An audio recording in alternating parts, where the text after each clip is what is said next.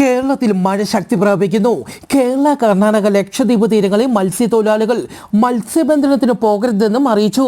ഇന്നു മുതൽ വരുന്ന 5 ദിവസം കേരളത്തിലെ ഒറ്റപ്പെട്ടയിടങ്ങളിൽ ഇടിമിന്നലോട് കൂടിയ മഴയ്ക്കും മണിക്കൂറിൽ 40 കിലോമീറ്റർ വരെ വേഗതയിൽ കാറ്റിനും സാധ്യത. വരും മണിക്കൂറിൽ കേരളത്തിലെ തിരുവനന്തപുരം, കൊല്ലം, ആലപ്പുഴ, കോട്ടയം, എറണാകുളം, തൃശൂർ, പാലക്കാട്, മലപ്പുറം, കോഴിക്കോട്, കണ്ണൂർ, കാസർഗോഡ് ജില്ലകളിൽ ശക്തമായ മഴയ്ക്കും സാധ്യത. ബംഗാൾ ഉൾക്കടലിലും അറബിക്കടലിലും ചക്രവാത ചുഴി രൂപപ്പെട്ടു. അടുത്ത 48 മണിക്കൂറിനുള്ളിൽ ബംഗാൾ ഉൾക്കടലിൽ ന്യൂനമർദ്ദം രൂപപ്പെടും. ഈ ന്യൂനമർദ്ദം വീണ്ടും ശക്തിപ്പെട്ട് തീവ്ര ന്യൂനമർദ്ദമായി മാറി ഒഡീഷ, ആന്ധ്ര തീരത്തേക്ക് നീങ്ങാൻ സാധ്യത.